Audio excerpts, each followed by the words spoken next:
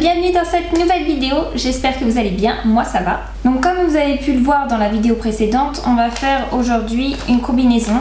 Donc ça va être ça, en fait on va faire le modèle comme ceci.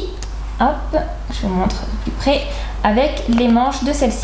Donc voilà, au niveau du choix du tissu, je voulais vous montrer. Donc moi j'ai pris un tissu, alors je sais pas exactement la matière, mais c'est un tissu assez épais mais quand même fluide et élastique. J'ai pris ça du coup pour faire une combi d'hiver. Voilà, donc si vous voulez quelque chose d'été, il faudra prendre quelque chose de plus léger évidemment. Et la doublure que j'ai pris en noir. Alors, en ce qui concerne le plan de coupe, du coup, vu que je fais un mélange de deux patrons, je pense que je vais me baser sur le patron du coup de la combi que je veux faire, donc la C.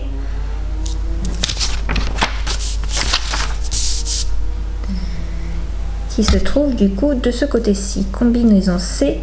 Ma laise est en 150, donc je vais me baser sur celle-ci. Et donc pour faire large, j'ai pris 4 mètres, je pense que ça va suffire, vu que je savais pas avec les manches ce que ça donnerait.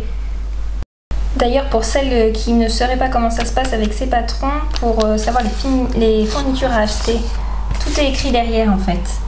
Donc voilà, vous avez le tissu conseillé, selon les modèles, donc là c'est le modèle A, après les autres modèles c'est ça, la doublure. Et côté mercerie, donc vous avez, vous voyez, c'est écrit fermeture à glissière, ruban, voilà. Et après, du coup, au niveau des tailles, du coup, vous vous référez à la taille que vous faites. Donc moi, c'est le 14 du coup. La combinaison C, donc voilà. Ça dépend de la laise en 115 ou en 150. Et là c'est pour la doublure en 115 et moi du coup c'est 80 cm. Alors j'ai plié le tissu en deux comme indiqué, j'ai épinglé tout le long pour pas que ça bouge. Et puis maintenant je vais installer chaque petit patron sur le tissu en faisant bien gaffe au droit fil qui est indiqué sur chaque patron. Donc là il y a une flèche, hop je vais mesurer. Et puis normalement les coutures sont déjà comprises dedans, à part si c'est indiqué sur le patron, il me semble. Donc là je vois qu'il y a écrit 1,5, donc je vais rajouter 1,5. Ce qui m'étonne d'ailleurs qu'il faut le rajouter, puisque normalement les coutures sur les patrons sont de 1,5. Je comprends pas pourquoi ils l'ont pas déjà mis ici. Mais bon, on va faire ça. Allez, c'est parti.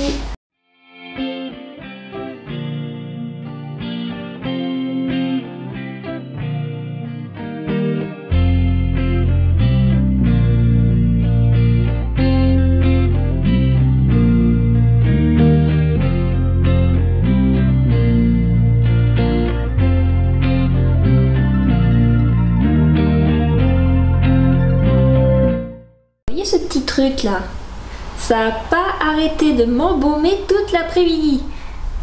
C'est pas une légende, hein, les bulldogs ça pète, c'est vrai. Hein. Oh là là, c'était une horreur. Hein Lola, hein? T'es vilaine, hein? Tu fais que de péter. Perk. Oh mon petit poufouet. Oh mon Dieu, mignonne. Ça c'est Lola, la Fifi, et ça c'est Eddie. Lui il est vieux. Il est tellement vieux qu'il a plus de dents, du coup sa petite langue souvent elle sort sur le côté, c'est assez drôle. Oh t'es trop mignonne. Bon j'ai fini la coupe du tissu, de la doublure et j'ai aussi modifié au niveau du patron de la manche quelque chose parce qu'en fait la manche en entière elle est bouffante. Je vais vous montrer parce que j'ai fait un petit dessin, bon c'est pas non plus un truc de fou mais voilà, ça c'est le patron au niveau des manches. Ça c'est le patron de la combinaison que je veux faire. Et alors au niveau des manches, vous voyez c'est bouffant jusqu'en bas. Et moi en fait j'aimerais que ce soit bouffant jusqu'à la moitié du bras. Et ensuite que ce soit cintré. Donc du coup j'ai dû modifier le patron. Et on verra comment ça va rendre. J'espère que ça va être... Bon, aujourd'hui on est vendredi, premier jour de confinement. C'est génial, on est content. Bon, il fait hyper beau donc on va coudre dehors du coup. On va suivre les instructions du modèle A. Parce que au final c'est les mêmes étapes que le modèle C. Sauf que du coup vu qu'il y a les manches, le modèle A sera plus facile à comprendre. c'est parti. Donc pour commencer, on va prendre notre corsage devant et on va froncer en haut au niveau des épaules. Donc il y avait des petits repères. Je vais mettre mon point au plus large, ça va être celui-là. Et je vais mettre une petite épingle comme ça, je vais me repérer. Parce qu'avec le soleil, je ne vois rien.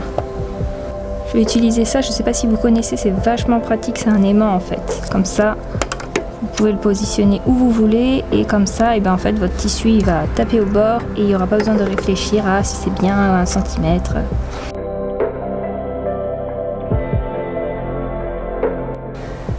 Est-ce que sur le patron, c'est écrit qu'il faut faire la doublure en même temps ou pas? J'ai l'impression qu'il faut le faire après. Je vais le faire en même temps, comme ça ce sera fait.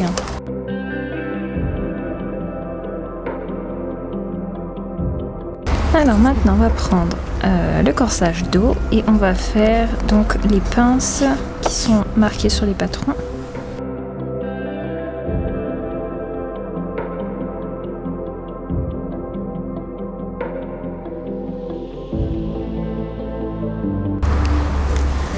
Bon, maintenant il va falloir assembler nos épaules, donc d'abord sur le tissu et après sur la doublure. Et du coup il va falloir bien froncer pour que ça corresponde à l'épaule du dos. Il ne faut pas se tromper de morceau quand on assemble.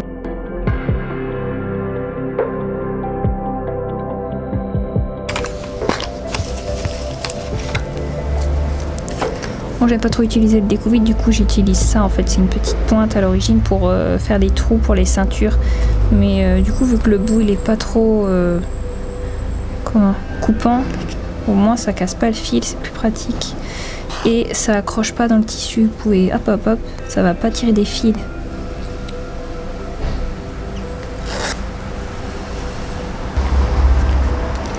Sur l'endroit c'est bon, ça m'a fait mes petites fronces.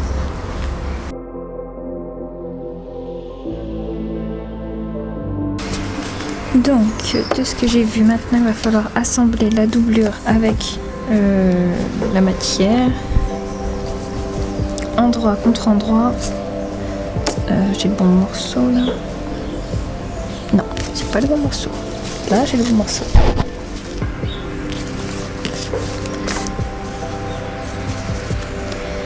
Tac.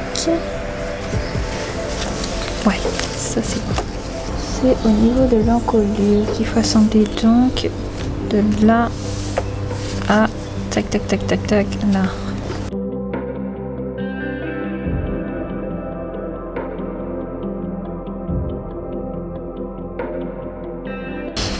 Et alors, comment ça rend? Normalement, si on le retourne, ça doit nous faire, voilà, vous voyez, du coup ça tombe très bien, on a un bel angle là, hop, tout est bon. Et donc là, on a notre encolure de fait. Bon voilà, j'ai repassé tout l'intérieur là au niveau de l'encolure. Maintenant, du coup, je vais devoir faire mes fronces, donc sur la partie avant, en bas, pour que ensuite je puisse mettre le corselet, je crois qu'il s'appelle ça, c'est-à-dire cette pièce-ci, qui forme une espèce de triangle là. Bon, je vais vous expliquer ce que j'ai fait du coup depuis tout à l'heure parce qu'en fait j'avais plus de batterie, donc les parties qui allaient être juste ici, vous voyez, et bah du coup ça donne un truc comme ça. Donc ça c'est au niveau de la doublure, j'ai froncé en dessous entre les deux en fait, parce que là il y a 3 couches, entre les deux j'ai la même pièce que celle-ci mais dans le tissu. Et derrière j'ai comment ça s'appelle, le corselet de devant. Donc c'est cette pièce. Et donc j'ai tout épinglé, j'ai froncé les parties qu'il fallait et j'ai tout épinglé ensemble. Donc là il y a les 3 épaisseurs et maintenant il va falloir que je les couse ensemble. Mais voilà, il fallait tout préparer pour que en fait une fois cousu, et ça me donne vraiment le devant quoi, sans les manches et le bas, mais juste le devant il sera prêt Il manquera juste à placer après la doublure.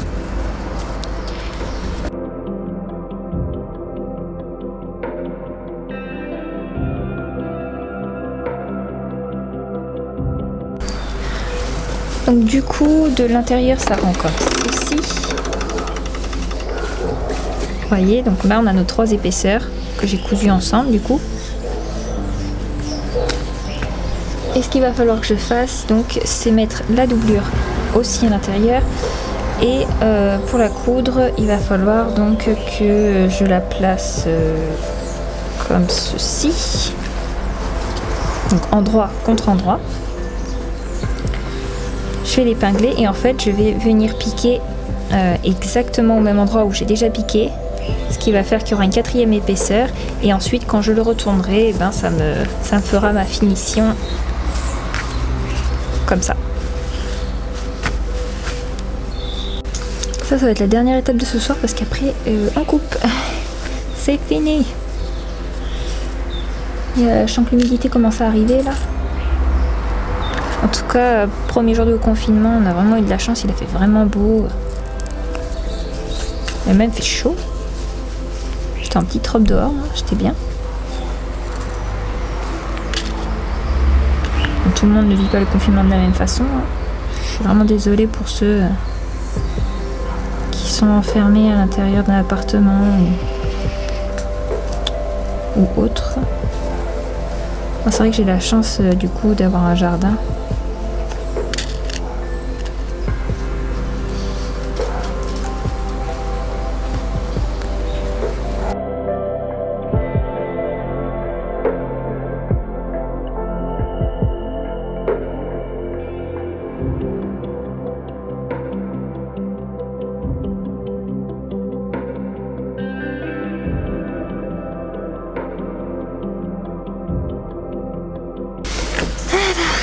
C'est bon, on a notre doublure intérieure et à l'extérieur. Il n'y a pas eu de problème, c'est parfait. Donc voilà, pour aujourd'hui ça va être terminé et puis je reprendrai demain du coup pour continuer le reste. Mais là on a fait quand même une bonne partie. Ouais, une très bonne partie même. Alors, aujourd'hui on va se retrouver pour la suite. Du coup, j'ai dû perdre du temps parce que j'ai dû tout refaire. Je voulais vous parler par rapport au patron de cette marque. Moi je me suis fiée aux tailles qui étaient écrites ici. Vous voyez, donc je m'étais fiée à la taille 14 et en fait ça n'allait pas du tout, c'était hyper grand et en fait il faut se fier aux mesures du vêtement fini, c'est-à-dire que c'est tout en bas. Vous devez prendre vos mesures, donc moi c'est pareil, à mesure poitrine, hanche et tout ça, comme en haut. Et au final, eh ben, ma mesure correspond pas du tout à 14, mais à la taille la plus petite, c'est-à-dire 6. Donc eh ben, j'ai dû tout refaire, tout défaire, enfin tout découdre, tout rassembler, enfin bon bref, la totale quoi.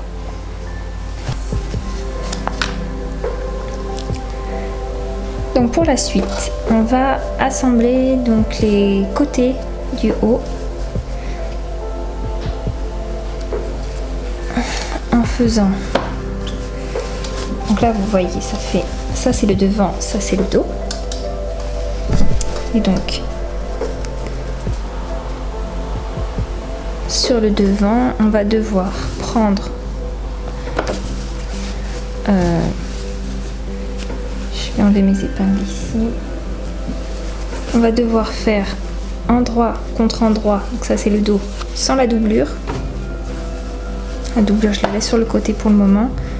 Je vais épingler mes deux endroit contre endroit de tissu.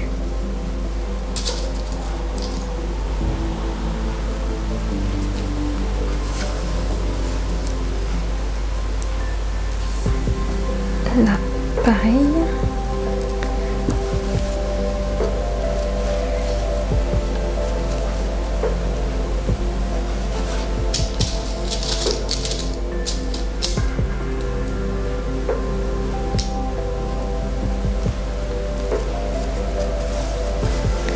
Voilà, et donc mon dos en doublure, je vais le passer de l'autre côté. Je vais le mettre endroit contre la doublure du devant. Et donc du coup, je vais avoir mes 4 épaisseurs à coudre en une seule fois. On retourne. Et voilà comment ça rend. Donc là, c'est mon côté niveau tissu. Et là, mon côté doublure. Je vais aller repasser tout ça et on va passer ensuite aux manches. Au niveau des manches, du coup, j'ai dû raccourcir le patron de ma manche. J'ai enlevé quoi? J'ai enlevé 20 cm en bas. Et parce qu'en fait, en bas de ma manche, je veux faire je veux que ce soit cintré. Et ensuite que ça part en boule. Du coup, au début, j'avais fait 2 rectangles. Finalement, j'ai recoupé au milieu pour que ça fasse quelque chose de plus fin au niveau du poignet. Donc j'ai dû mesurer mon tour de poignet, j'ai rajouté 1 cm d'aisance et 1,5 de couture. Et pour ici, eh j'ai mesuré le haut de mon avant-bras. Et pareil, j'ai rajouté 1 cm d'aisance et 1 cm de couture, 1 cm et demi de couture. Ensuite, j'ai fait une forme un peu arrondie pour pouvoir rejoindre les deux, pour que ce soit plus uniforme. Et maintenant, ce que je vais faire, c'est que mon morceau il ressemble à ça. Je vais couper ça 2 fois, évidemment, pour faire mes 2 poignets. Et donc là, je vais faire endroit contre endroit. Je vais piquer à 1,5 tout le long.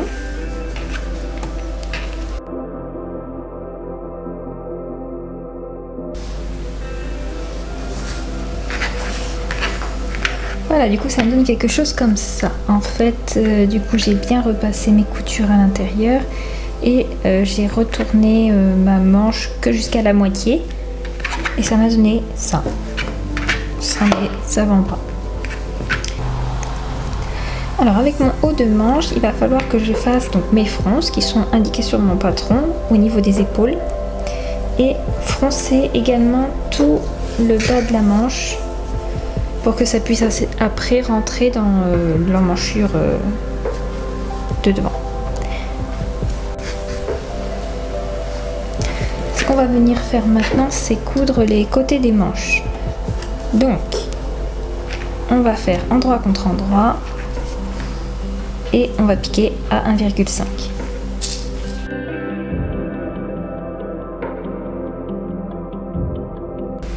Donc maintenant que j'ai surjeté mon côté, je vais pouvoir froncer ma manche. Donc je vais enlever ma petite aiguille, hop, pour récupérer mes fils de fronce. Et je vais pouvoir froncer tout le long de ma manche pour qu'elle puisse rentrer donc dans mon emmanchure. Ce qui va donner ça en fait. Vous voyez, c'est tout froncé et ensuite, eh bien, quand je vais coudre, ça va pouvoir former ma manche. Donc là on va prendre notre emmanchure, on va enlever en fait le côté qui est à l'intérieur, enfin le tissu qui est à l'intérieur, on va le repousser pour qu'il aille. Bon, en fait ce que on va faire ça va être plus simple. On va épingler le niveau du poignet pour pas que ça bouge. Moi je l'ai repassé, mais je vais épingler pour être sûr. Mon tissu ne marque pas beaucoup et ensuite tout le tissu qui est à l'intérieur on va le foutre bien dedans, comme ça on n'aura qu'une épaisseur.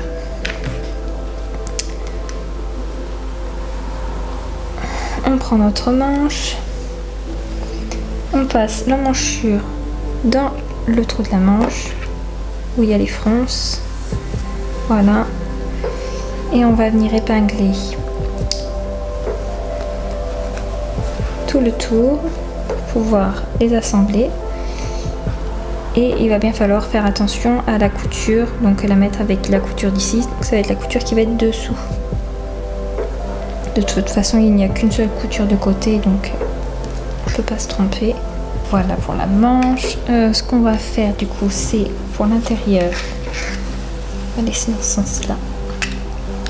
On va récupérer le petit bout qui est à l'intérieur du coup de l'emmanchure que je vous avais dit de mettre au fond. Hop, voilà. Là je l'ai sorti. Je le mets bien au bord. Et donc du coup, bah, on va devoir le plier à 1,5. Si on peut, on le repasse. Et puis on va l'assembler à la main. On va le faire à la main tout le long pour faire une belle finition. Parce qu'à la machine, ça risque de ne pas être très joli, surtout qu'il y a pas mal d'épaisseur là. Là, je vais préparer du coup ma manche. Donc je vais devoir froncer mon haut de manche pour pouvoir le mettre dans mon emmanchure. Je vais l'épingler et puis ensuite ben, je vais l'assembler.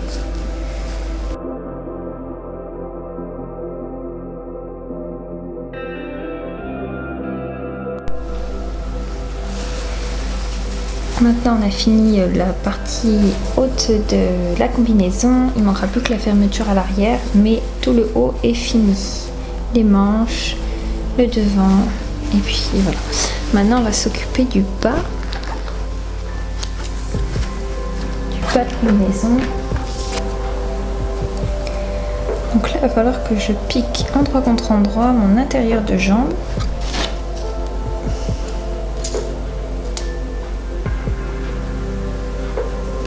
À 1,5 jusqu'en bas. Après il faudra faire du coup l'extérieur de la jambe. Je vais l'épingler aussi, comme ça je vais tout faire d'un coup, hein. Enfin d'un coup. Je vais les piquer un par un, mais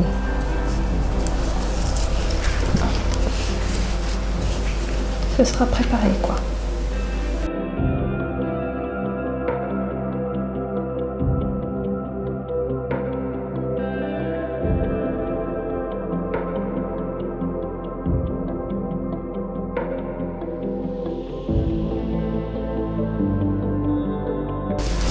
Donc maintenant on a nos deux côtés qui sont cousus.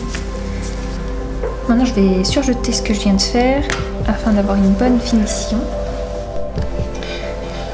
Alors là je vais piquer la couture d'entrejambe. Ce que j'ai fait c'est que du coup j'ai mis les deux jambes l'une dans l'autre, endroit contre endroit. J'épingle tout le tour et en fait je dois m'arrêter à un endroit où il y avait un petit carré sur le patron. Parce que ce soit l'endroit où il y aura la fermeture à glissière.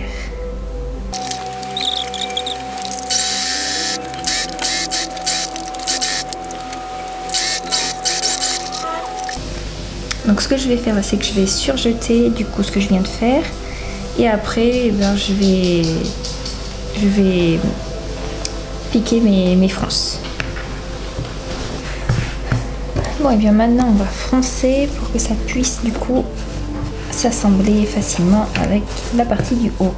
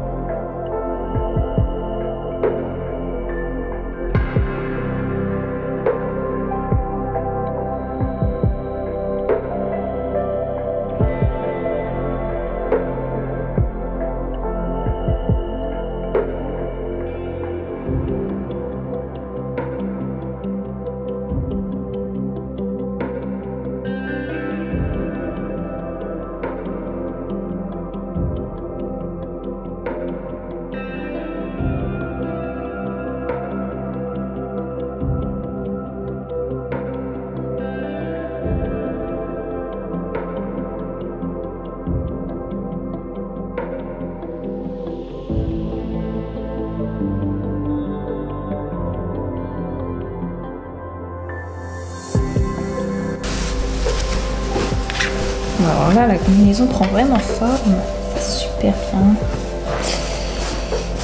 Mes fronces sont pas trop mal.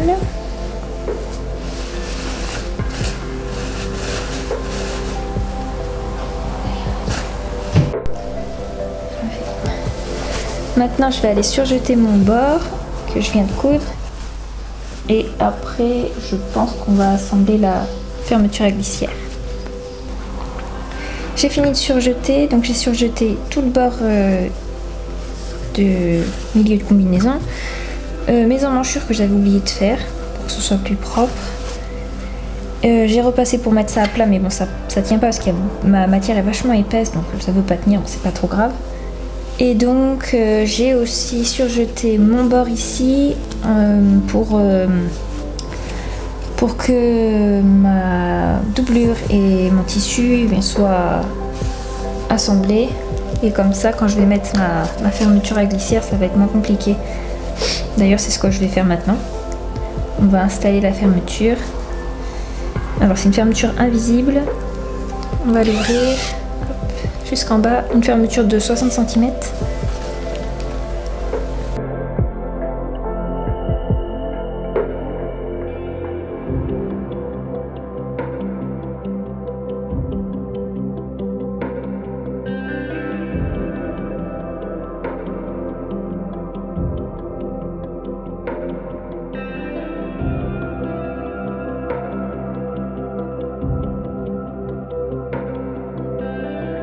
Voilà, j'ai fini la combinaison. Je vais vous montrer quelques petits détails que j'ai fait à la fin que j'ai pas pu filmer.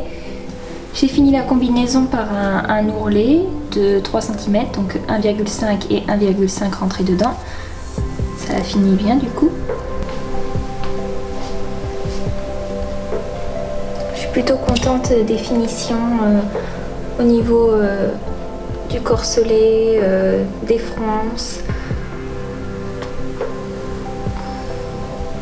Ce qui est assez drôle avec la combi, c'est que dès qu'on la porte, vu qu'elle est tellement ample, on a l'impression que au final c'est une robe. Et en fait, pas du tout. C'est tellement évasé.